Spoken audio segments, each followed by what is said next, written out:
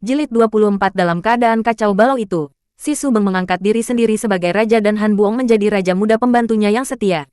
Hanyalah mereka berdua saja yang tahu bahwa semua peristiwa itu memang digerakkan oleh mereka berdua. Si Subeng yang membangkitkan berahi Anlusan terhadap mantu perempuannya.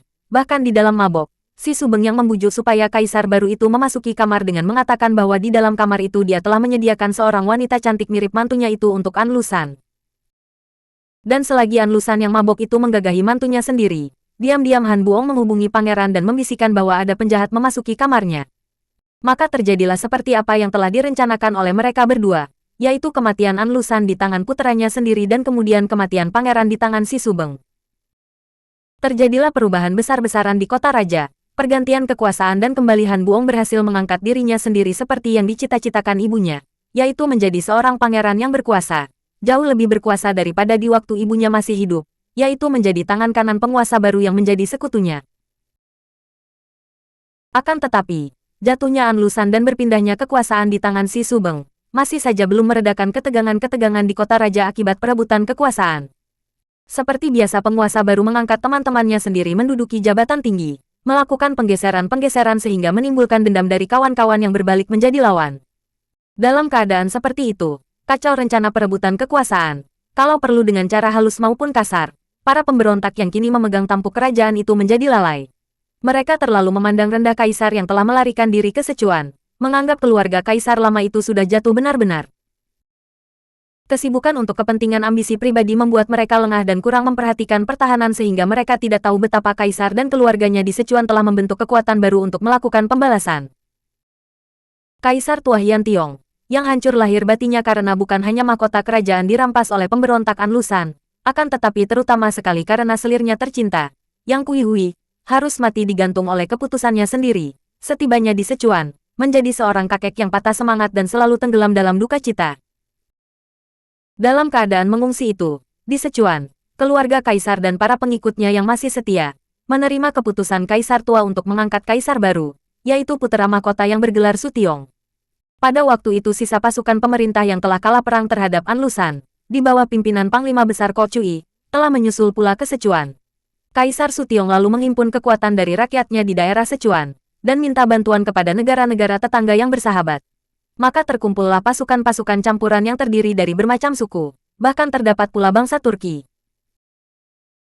Tibet, dan kemudian sekali datang pula bala bantuan dari pasukan Arab yang dikirim sebagai tanda bersahabat oleh Kalipu. Pasukan-pasukan itu disusun menjadi barisan besar dan diberi latihan-latihan berat dalam persiapan Kaisar Su Tiong untuk merampas kembali kerajaannya, Ko Cui. Tidak ada hal penting terjadi selama perjalanan Suat Hong menuju ke Sichuan. Gadis yang dahulu berwatak periang dan jenaka itu, yang wajahnya selalu berseri dan gembira, kini menjadi pendiam dan ada garis-garis dan bayangan muram di wajahnya yang tetap cantik jelita walaupun tidak pernah bersolek. Perantauan selama 2 tahun mencari-cari pusakanya yang hilang tanpa hasil itu membuat dia merasa berduka dan juga penasaran sekali. Di dalam hatinya dia berjanji bahwa dia takkan pernah berhenti mencari sebelum mendapatkan pusaka Pulau Es itu. Dalam perantauannya itu dia mendengar pula tentang kematian Anlusan dan puteranya.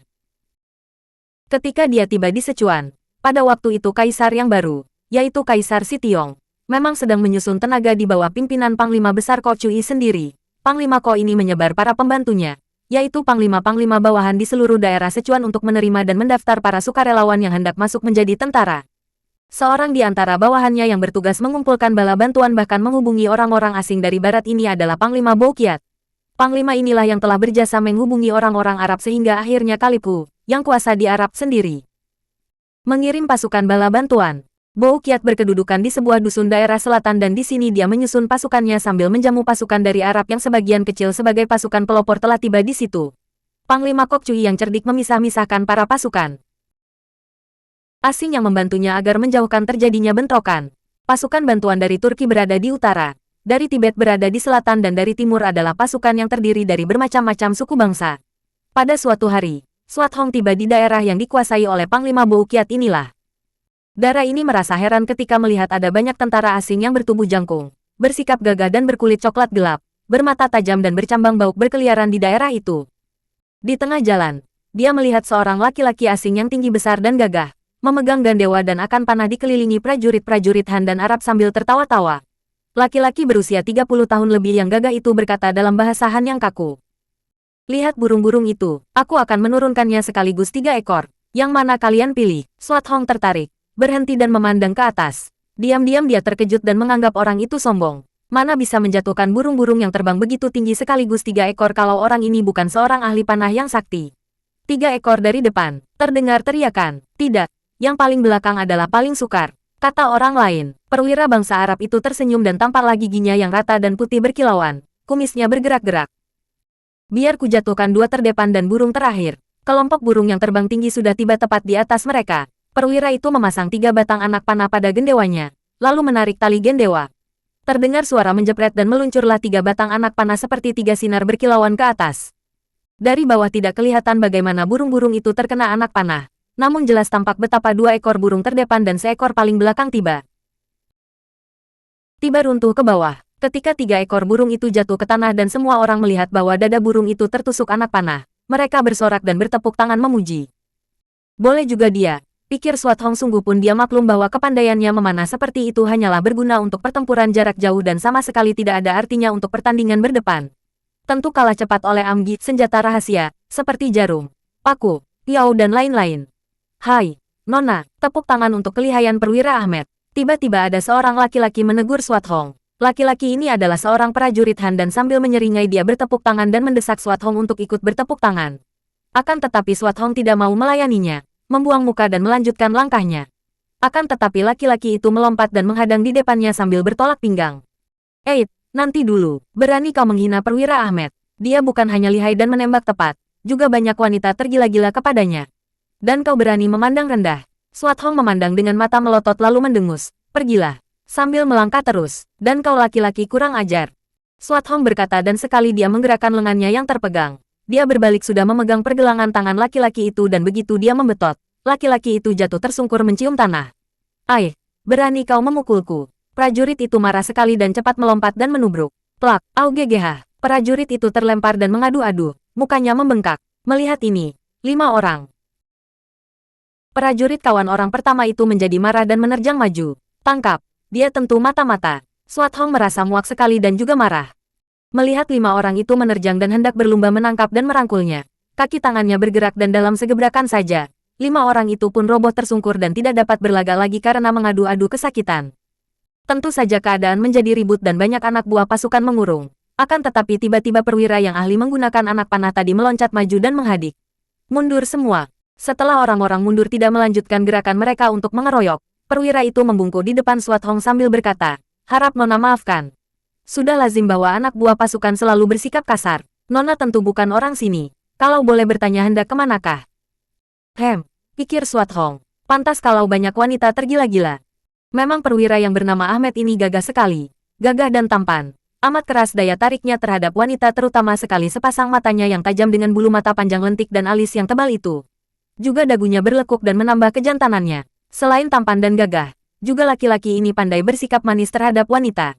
Sudahlah, kata Swat Hong. Aku pun tidak ingin mencari permusuhan, asal mereka jangan kurang ajar. Bahkan aku ingin menghadap Kaisar untuk membantu perjuangannya. Di manakah aku dapat menghadap Kaisar? Mendengar ucapan gadis yang cantik jelita dan gagah itu, seketika lenyaplah kemarahan para prajurit. Kiranya seorang lihyap pendekar wanita. Tentu tokoh Kang O kenamaan. Perwira Ahmed menghentikan ribut-ribut itu dan kembali dia tersenyum, manis dan menarik sekali. Untuk membantu perjuangan, tidak perlu menghadap Sri Baginda, Nona. Tidak mudah menghadap Sri Baginda yang sedang sibuk. Kebetulan di sini juga merupakan markas dan dipimpin Bou Chiangkun. Banyak pula orang-orang Kang Ou yang telah diterima menjadi sukarelawan. Akan tetapi baru sekarang datang seorang sukarelawati seperti Nona. Terimalah hormat dan rasa kagumku, Nona. Engkau tentulah yang disebut pendekar wanita dari dunia Kang Ou, bukan? Swat Hong tidak peduli. Yang penting adalah membantu perjuangan untuk membasmi An Lusan dan keturunan atau penggantinya. Dapatkah aku bertemu dengan Bou Chiangkun? Tentu saja. Akan tetapi, perkenankanlah aku memuaskan keinginan hatiku yang sudah terpendam bertahun-tahun untuk menyaksikan kelihayan seorang pendekar wanita dari timur, Nona. Perwira Ahmed memperlihatkan gendewanya. Dapatkah Nona mainkan gendewa dan anak panah? Swat Hong maklum bahwa dia hendak diuji. Dan siapa tahu, mungkin perwira ini termasuk seorang di antara para pengujinya. Senjata ini kurang praktis untuk pertandingan jarak dekat dan terang-terangan. Perwira Ahmed mengerutkan alisnya, akan tetapi bibirnya tetap tersenyum manis. Benarkah, Nona? Dengan gendewa ini aku dapat merobohkan musuh dalam jarak 100 langkah. Biarpun musuh itu menggunakan senaja apapun untuk melindungi dirinya, aku dapat melepaskan anak panah terus-menerus dan bertubi-tubi sampai puluhan batang. Mungkin berhasil merobohkan segala burung dan manusia yang bodoh saja. Wah, Ahmed membelalakkan matanya. Apakah di dunia ini ada orang yang sanggup menyelamatkan diri dalam jarak 100 langkah dari gendewaku? Boleh kau coba, aku bersedia. Jangan, Nona. Aku akan menyesal selama hidupku kalau sampai melukaimu, apalagi membunuhmu. Tidak perlu khawatir, aku malah akan menghadapi hujan anak panahmu itu dengan tangan kosong. Mustahil.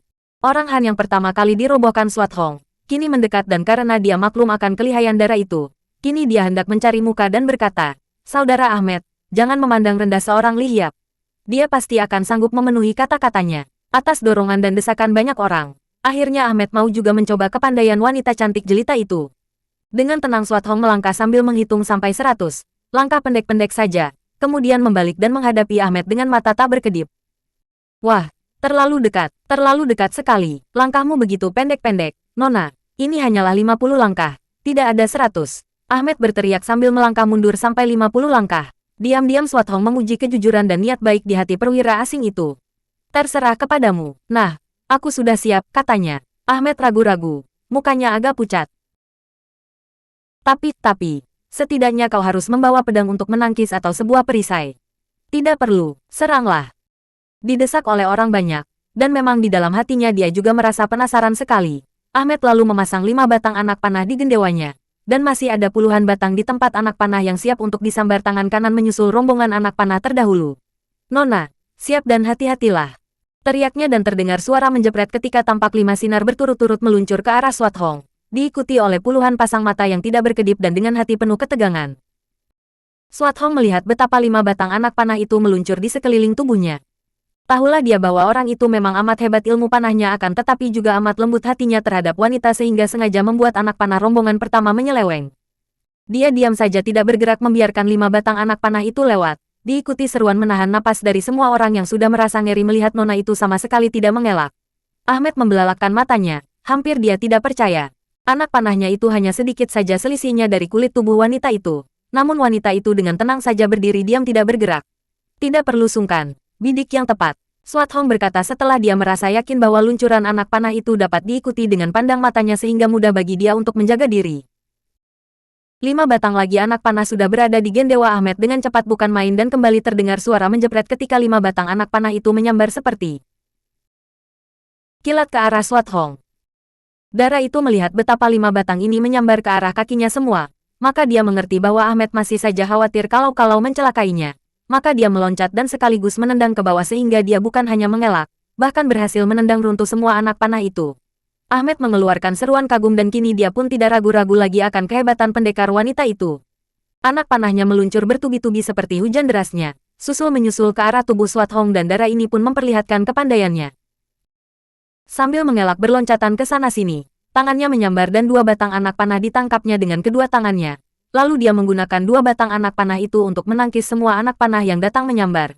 Kemudian dengan cepat dan tak terduga-duga dia menyambitkan sebatang anak panah yang meluncur cepat ke arah Ahmed. Au! Ahmed berteriak kaget dan gendewanya terlepas dari tangan kirinya karena tangan kirinya itu kena sambar sebatang anak panah.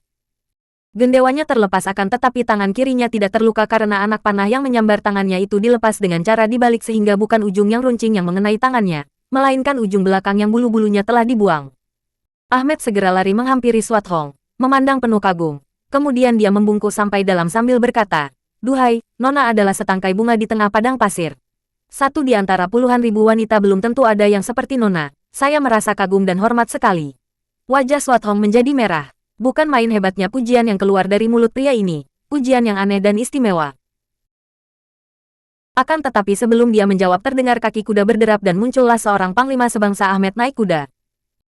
Usianya tentu sudah 40-an tahun, tinggi besar dan berwibawa, gagah dan juga tampan. Akan tetapi begitu bertemu pandang, Swat Hong merasa tidak suka kepada panglima ini karena pandang mata itu seolah-olah hendak menelanjangi dan sinar mata orang itu seperti dapat menembus pakaiannya.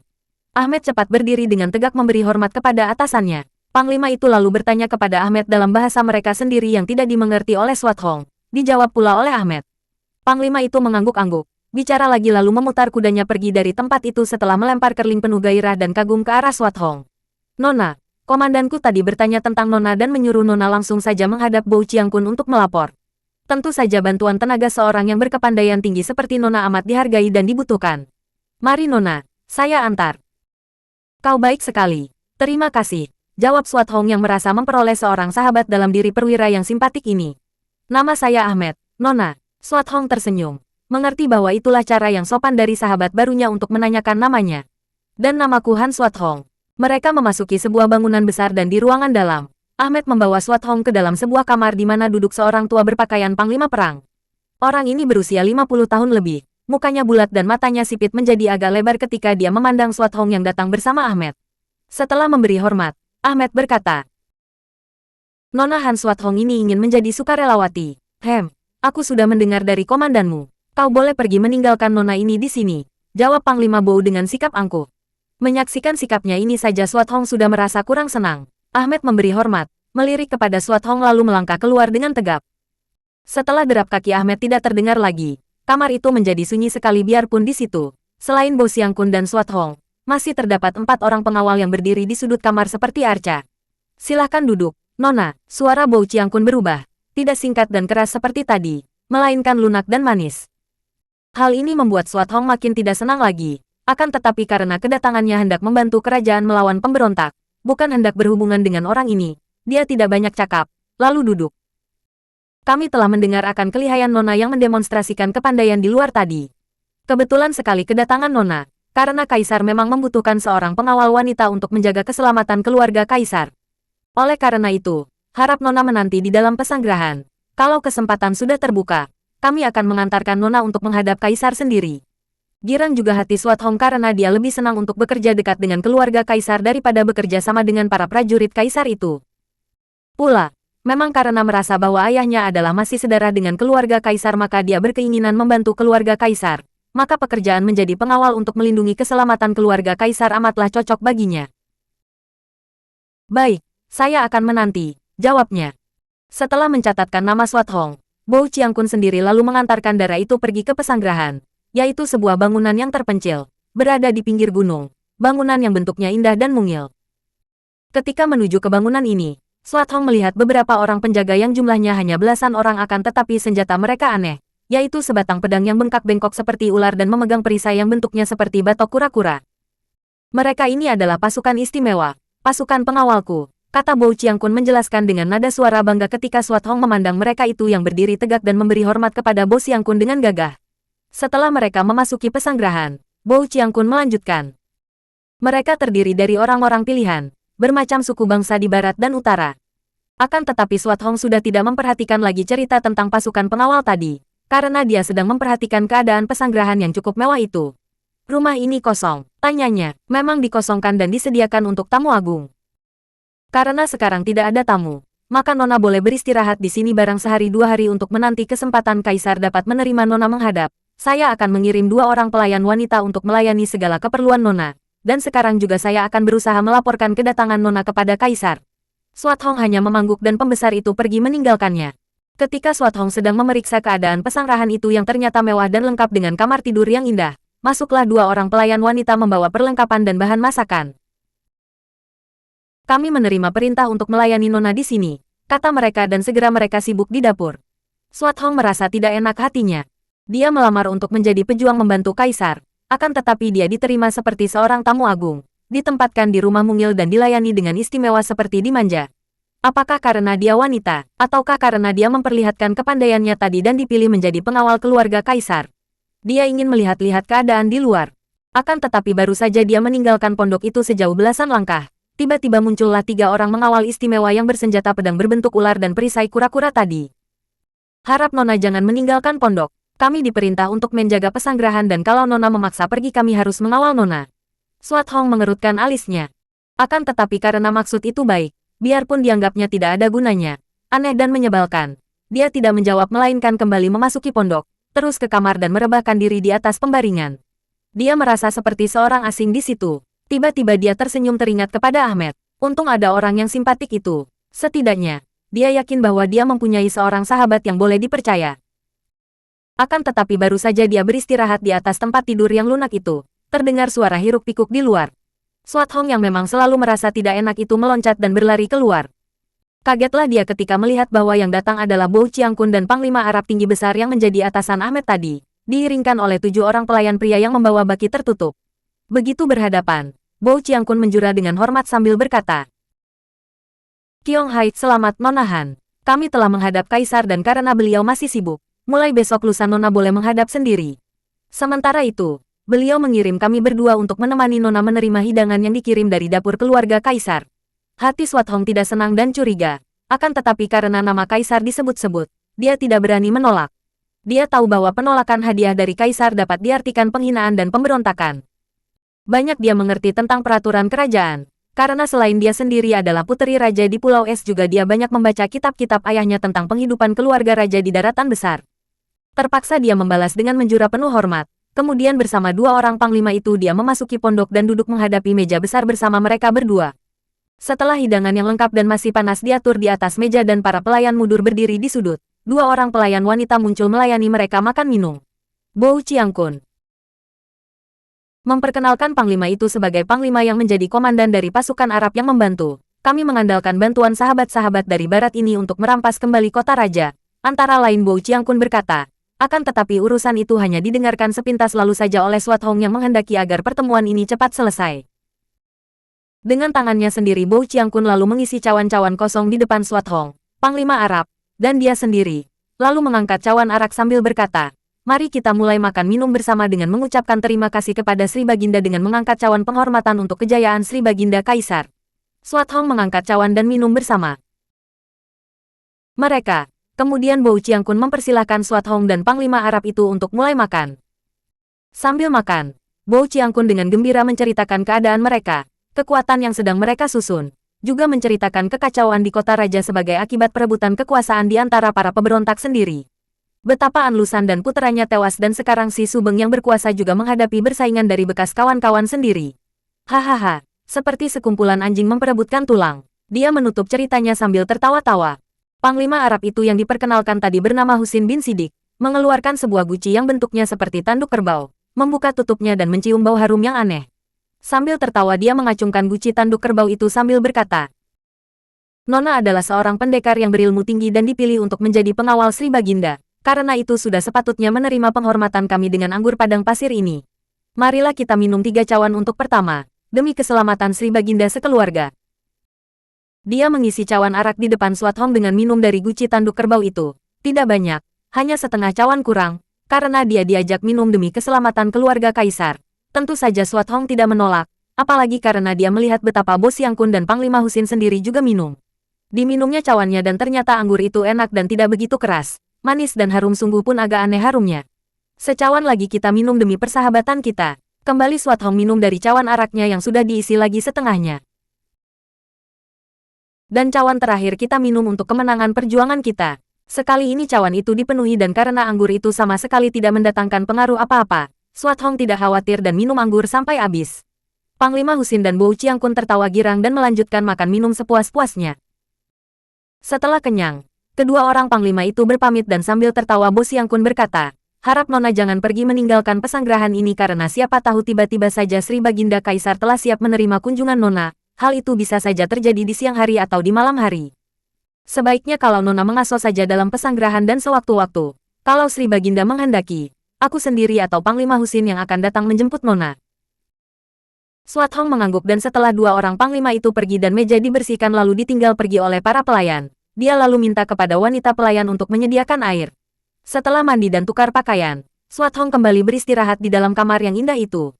Berada di dalam kamar ini teringatlah dia akan kamarnya sendiri di Pulau Es, kamar yang lebih indah dan lebih menyenangkan lagi.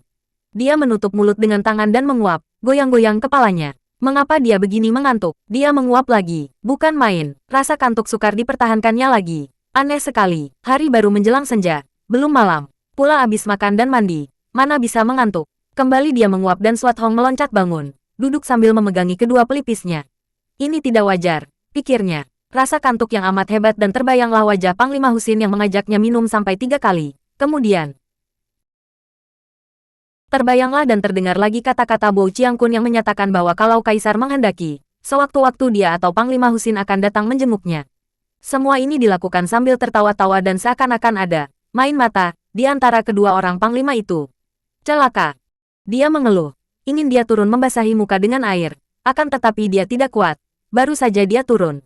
Dia sudah terguling ke atas lantai karena kepalanya pening dan Swat Hong sudah tidur di atas lantai dengan pulasnya. Tak lama kemudian, setelah matahari mulai condong ke barat, sesosok bayangan seorang pemuda berkelebat dan mengintai pesanggrahan itu dari balik batu-batu gunung. Pemuda ini tinggi besar, gagah dan tampan, dengan sebatang pedang di punggungnya, berpakaian sederhana dan matanya bersinar-sinar penuh kemarahan. Pemuda ini adalah Kui Lun. Bagaimana dia dapat datang di tempat jauh itu? Seperti telah dituturkan di bagian depan, 2 tahun yang lalu pemuda ini berpisah dari Swat Hong dan langsung dia pulang ke Pulau Kura-Kura di Lemhai. Tepat seperti dugaannya semula. Gurunya, Lemhai Sengjin, terheran-heran dan kagum mendengar penuturan muridnya terutama pengalaman muridnya yang bertemu dan bersahabat dengan penghuni Pulau Es.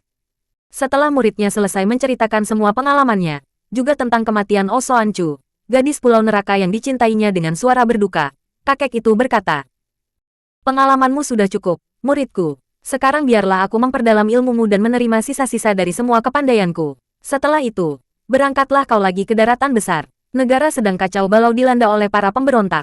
Tenagamu dibutuhkan. Kabarnya Kaisar mengungsi ke Sichuan. Maka sebaiknya kalau kau kelak menyusul ke sana untuk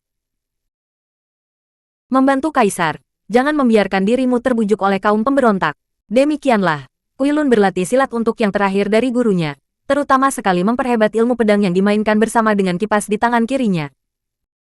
Setahun kemudian berangkatlah dia meninggalkan Pulau Kura-Kura untuk kedua kalinya. Mendarat di daratan besar dan langsung dia pergi ke barat, ke Sichuan. Kebetulan sekali dia tiba pada hari itu juga, berbareng dengan datangnya Swat Hong. Hanya bedanya, kalau Swat Hong datang dari timur, adalah Kui Lun datang dari selatan. Akan tetapi mereka memasuki daerah yang sama yaitu yang dikuasai oleh Bo Chiangkun. Kui Lun terus melaporkan diri dan langsung diterima sebagai sukarelawan. Dia tidak tahu bahwa pada siang hari itu juga Swat Hong datang dan bertemu dengan perwira Ahmed dari pasukan Arab yang diperbantukan. Tanpa disengaja, ketika Kui Lun berjalan-jalan dan bertemu dengan para prajurit Han, bertanya-tanya tentang keadaan, dia mendengar kelakar seorang di antara para prajurit itu. Wah, enak juga menjadi panglima tentara asing. Selain jaminannya lebih hebat, juga hiburannya lebih luar biasa lagi. Bayangkan saja, darah perkasa yang menghebohkan siang tadi, kabarnya akan diserahkan sebagai hadiah kepada Panglima Husin.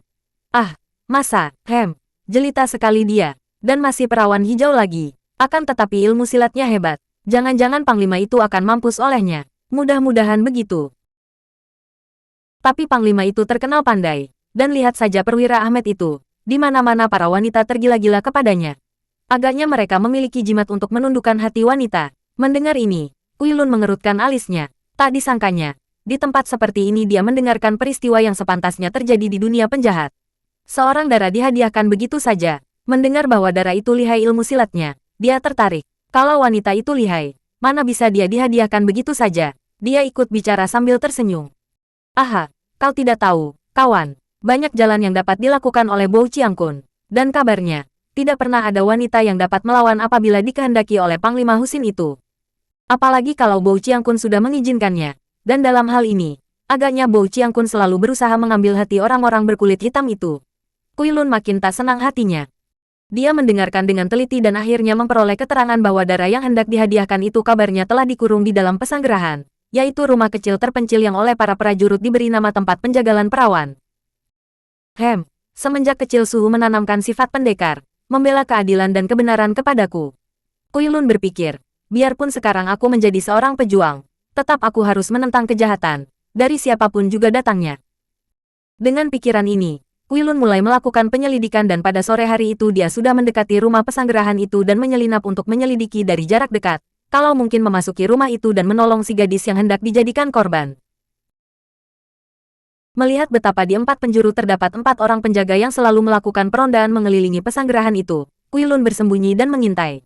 Penjaga-penjaga yang memegang pedang ular dan perisai kura-kura itu kelihatannya bukan penjaga-penjaga sembarangan. Dia harus menanti sampai malam tiba. Barulah ada harapan baginya untuk dapat memasuki pesanggerahan itu tanpa diketahui orang. Asal saja dia tidak terlambat, pikirnya. Akan tetapi, tiba-tiba dia melihat seorang perwira Arab yang berkumis rapi datang menghampiri pesanggerahan itu. 4 orang penjaga menghadangnya. Mereka bercakap-cakap dan perwira itu dibiarkan oleh para penjaga memasuki pesanggerahan. Ini agaknya pembesar yang dihadiahi. Gadis itu, pikir Kuilun dengan marah sekali. Kalau dia harus menanti lebih lama lagi, mungkin dia akan terlambat. Kebetulan sekali terdapat seorang penjaga meronda di dekat tempat dia bersembunyi.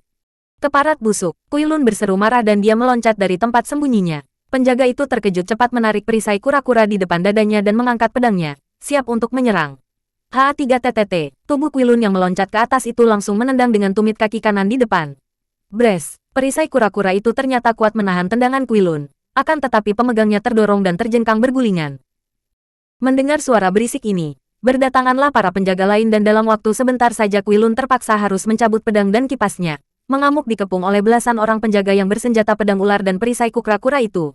Sementara itu, perwira berkumis yang bukan lain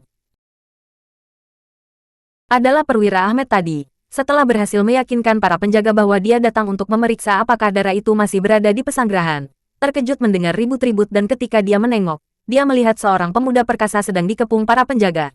Perwira yang cerdik ini menduga bahwa tentu pemuda itu datang untuk menolong Swat Hong, maka dia bergegas memasuki rumah itu. Dua orang pelayan wanita dibentaknya untuk minggir. Aku harus menjaga dia. Ada orang jahat datang. Didorongnya dau pintu kamar dan cepat ditutupnya dari dalam. Melihat Swat Hong rebah terlentang dan tidur pulas di atas lantai, Ahmed cepat berlutut dan mengeluarkan sebuah botol hijau dari sakunya. Benar jahat. Mengorbankan siapa saja tanpa pilih bulu. Gerutunya sambil membuka tutup botol hijau yang cepat dia tempelkan di depan hidung Swat Hong. Tak lama kemudian darah itu terbangun, mengeluh dan merintih. Aduh, pening kepalaku. Stetete, Nona Swat Hong, sadarlah, aku datang menolongmu. Ahmed mengguncang-guncang darah itu. Swat Hong membuka matanya dan terkejut melihat Ahmed berlutut di dekatnya. Lekas kau cium ini. Ahmed kembali mendekatkan botol di depan hidung Swat Hong. Gadis itu memang sudah mempunyai kesan baik terhadap diri Ahmed, maka dia tidak membantah dan disedotnya botol itu. Tercium bau keras dan dia tersedak lalu berbangkis. Apa yang terjadi? Swat Hong bertanya. Kepalanya masih agak pening. Lekas kau telan ini. Ahmed memberikan sebutir pil hitam. Engkau telah terkena racun hashish yang dicampurkan di dalam anggur. Ini obat penawarnya. Teringatlah Swat Hong dan tahulah dia mengapa dia tertidur di lantai. Tanpa bertanya lagi dia lalu menelan pel kecil itu dan benar saja, peningnya hilang dan pikirannya terang kembali. Nona, aku mendengar bahwa siang tadi kau dijamu oleh mereka. Tahulah aku bahwa kau tentu diberi anggur bercampur hashish. Lekas kau keluar. Di luar sedang terjadi pertempuran. Seorang pemuda agaknya datang hendak menolongmu. Dia bersenjata pedang dan kipas. Kuilun, Swat Hong berseru kaget, menyambar pedangnya di atas meja dan hendak lari keluar. Nanti dulu, Nona. Swat Hong berhenti. Kau baik sekali, Saudara Ahmed. Aku berterima kasih kepadamu. Bukan itu. Kau harus lukai aku dengan pedang itu. Kalau tidak, aku akan dihukum mati sebagai pengkhianat. Barulah sadar Swat Hong betapa perwira ini telah menolongnya dengan taruhan nyawa sendiri. Kau adalah seorang yang amat baik. Bagaimana mungkin aku tega untuk melukaimu? Kau sahabatku. Dan ternyata di segala bangsa, ada saja manusianya yang jahat dan baik. Tidak ada bedanya dengan bangsa lain. Aku mengerti maksudmu, Saudara Ahmed. Nah, biar kurobohkan kau dengan totokan. Swat Hong bergerak cepat sekali. Dan tahu-tahu dua jalan darah di tubuh Ahmed telah ditotoknya dan perwira itu terguling roboh dan tak mampu bergerak karena kaki tangannya menjadi lumpuh. Tubuhnya lemas tak mampu bergerak. Swat Hong cepat menyambar botol dan sisa obat penawar, memasukkannya di dalam sakunya. Kemudian dia menendang meja kursi sampai terpelanting ke kanan-kiri sehingga menimbulkan kesan seolah-olah di kamar itu telah terjadi pertempuran. Mencabut pedang dari pinggang Ahmed dan melemparkan pedang di lantai. Kemudian dia memegang tangan Ahmed dan berkata, suaranya terharu, selamat tinggal. Saudara Ahmed, sekali lagi terima kasih dan kita takkan bertemu kembali. Hanya dengan bibir dan pandang matanya saja Ahmed tersenyum penuh kagum. Mulutnya hanya dapat berkata, kau, setangkai bunga di padang pasir. Swat Hong melompat dan berlari keluar. Dua orang pelayan wanita yang lari mendatangi dia tendang terguling dan menjerit-jerit. Kemudian dia terus lari keluar. Heran juga ketika dia melihat bahwa dugaannya tadi benar ketika mendengar penuturan Ahmed tentang seorang pemuda bersenjata kipas dan pedang. Kuilun telah datang dan mengamuk di luar pesanggrahan. Gerakan pemuda itu hebat bukan main karena memang selama 1 tahun dia berlatih dengan tekun. Akan tetapi ternyata para pengeroyoknya juga merupakan pasukan yang terlatih dan memiliki keistimewaan.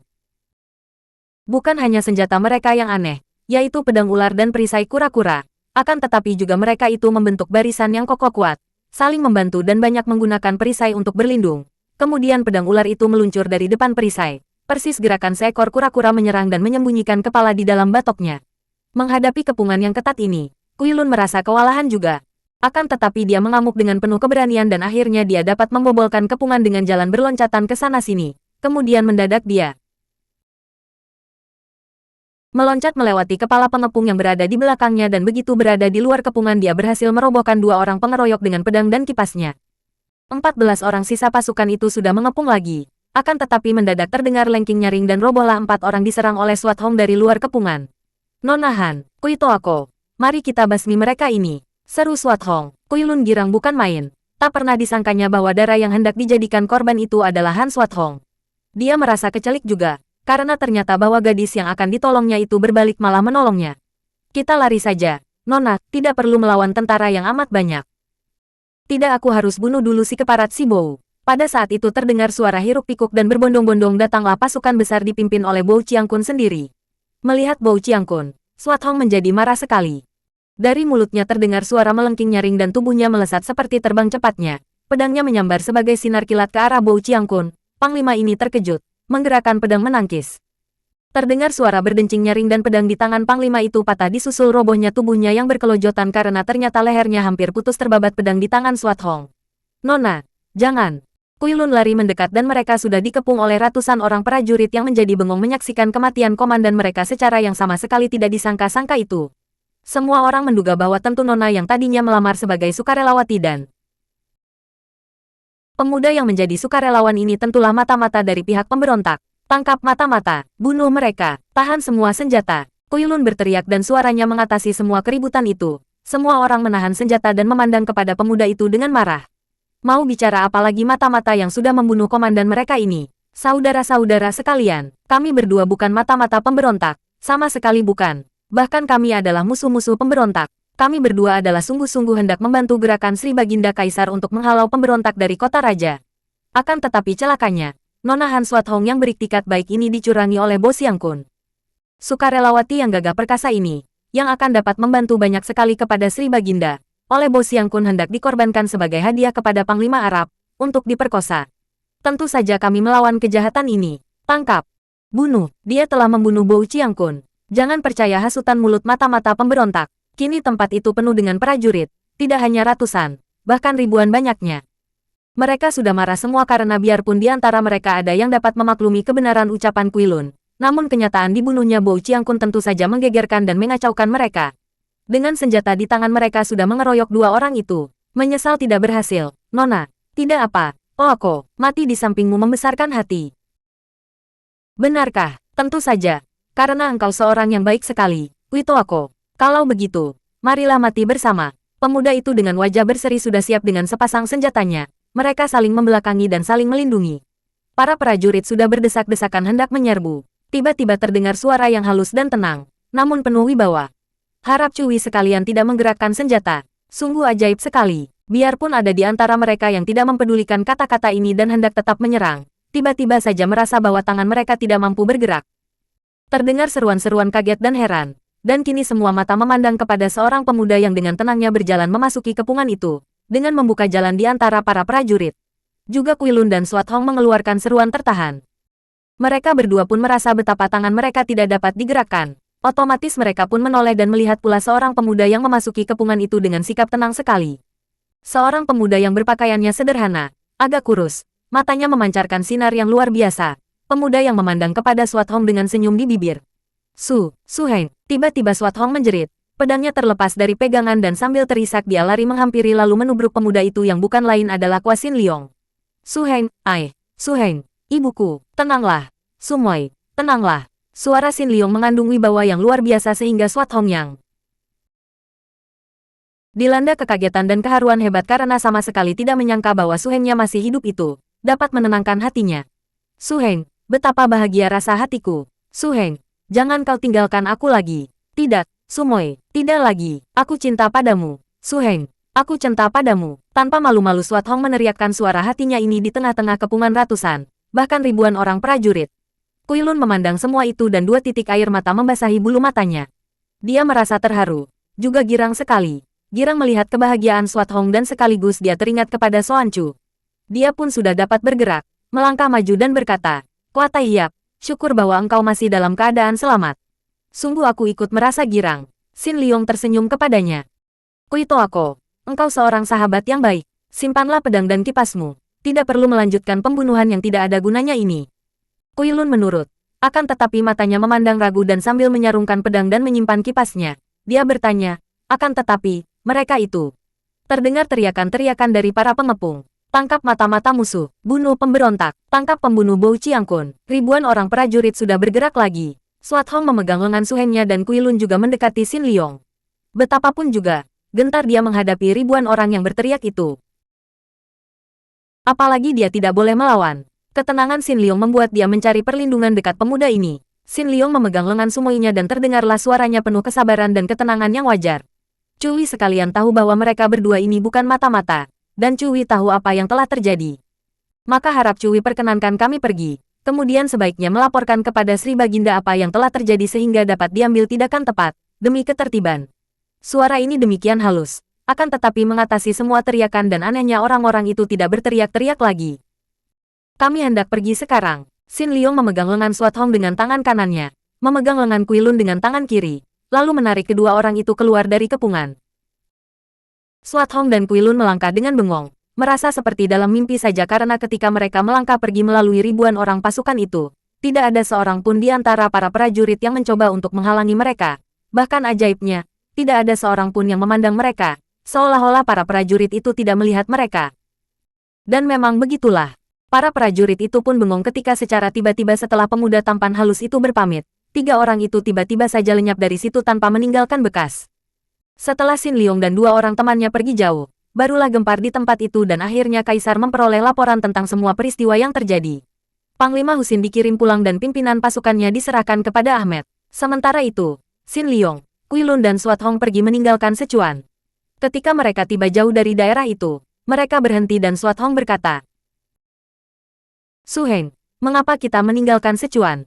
Aku ingin sekali menjadi sukarelawati, membantu Kaisar dan membasmi pemberontak yang telah mengakibatkan kematian ibu, kematian Soan Chu dan ayahnya, bahkan kematian kakek buyutku. Benar apa yang dikatakan Nona Suat Hong, Kuatai Hiap, perjuangan menanti tenaga kita, marilah kita bertiga membantu kerajaan membasmi pemberontak. Xin Liong menarik napas panjang, memegang tangan sumoinya dan diajak duduk di atas rumput. Suat Hong duduk dekat Su Hengnya dan memandang wajah Su Hengnya dengan penuh kagum dan kasih sayang. Ui Toako, benarkah engkau tertarik dengan perang, dengan saling bunuh-membunuh antara manusia, antara bangsa sendiri itu? Betapa mengerikan, Toako, menggunakan ilmu silat untuk membela yang lemah, untuk menentang yang jahat masih dapat dimengerti dan masih mending. Akan tetapi bunuh-membunuh hanya untuk membela sekelompok manusia lain saling memperebutkan kemuliaan duniawi, sungguh patut disesalkan. Mereka itu hanya ingin mempergunakan orang lain demi mencapai cita-cita sendiri. Apa yang dikatakan Su Heng memang tepat, Ui Toako. Ingat saja pengalamanku. Aku jauh-jauh datang untuk menjadi sukarelawati, membantu mereka. Akan tetapi belum apa-apa aku sudah akan dikorbankan demi untuk menyenangkan hati panglima asing itu. Suat Hong berkata kemudian dia menceritakan pengalamannya kepada Xin Liong. Semenjak mereka berpisah dan dia ditolong oleh kakek buyutnya, sampai dia berpisah dari Kuilun meninggalkan ibunya yang menghadapi maut. Aku tidak berhasil mencari Suinio dan Toan Qi yang kutitipi pusaka-pusaka Pulau Es. Maka aku berniat membantu Kaisar sekaligus mencari mereka yang kurasa melarikan diri. Membawa pusaka-pusaka itu untuk mereka sendiri. Sungguh menggemaskan. Jangan tergesa-gesa berprasangka buruk terhadap orang lain, Sumoi. Kelak kita memang harus mencari mereka dan meminta kembali pusaka-pusaka itu untuk kita bawa kembali ke Pulau Es. Kuilun juga menceritakan riwayatnya semenjak dia berpisah dari Suat Hong. Kemudian mereka minta agar Xin Liong suka menceritakan riwayatnya. Bagaimana engkau yang menurut cerita kakek buyut dilempar ke sumur ular dan ditutup dengan reruntuhan gua, dapat menyelamatkan diri, Su Heng? Dan selama ini engkau kemana saja? Xin Liong tersenyum. Aku memang nyaris tewas di sumur itu, akan tetapi memang agaknya belum tiba saatnya aku mati. Maka batu mustika hijau kepunyaanmu ini telah menolongku, Sumoi. Xin Liong mengeluarkan mustika hijau itu. Suat Hong menerima batu itu dan menciumnya. Jilid